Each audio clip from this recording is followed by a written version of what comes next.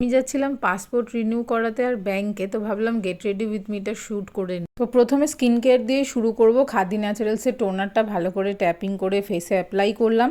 Then doctor শেটের কেটসার and kojic অ্যাসিডের এই সানস্ক্রিনটা খুব ভালো করে অ্যাপ্লাই করে নিচ্ছি। যেহেতু মার বাড়িতে আছে, এখানে যা যা প্রোডাক্ট আছে এটাই আমি ইউজ করে নেব। এরপর Dot and Key tinted sunscreen in the shade 03 sand, এইটাকে ভালো করে অ্যাপ্লাই করে নিচ্ছি, কারণ এটাকেও শেষ করতে হবে, শেষের দিকেই রয়েছে। আর এইটা খুব সুন্দর একটা টিন্ট দেয়, তার সাথে সাথে গ্লো দেয়।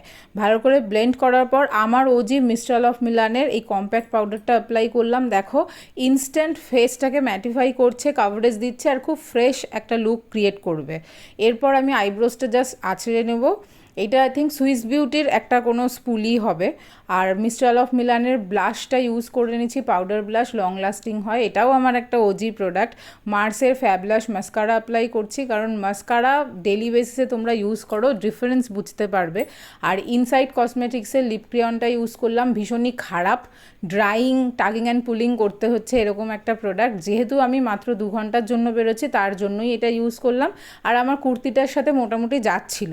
তো যেগুলো খারাপ লাগে আমি এরকম কম ডিউরেশনে ইউজ করে নিই, তাই রেকমেন্ড করব না। মিস্ট্রাল অফ মিলানের লিকুইড সিঁদুরটা অ্যাপ্লাই করে নিচ্ছি। এরপর আমি টিপ পরে নেবো, সুরুচির তোমরা জানো ছোটো টিপ আমি পরি।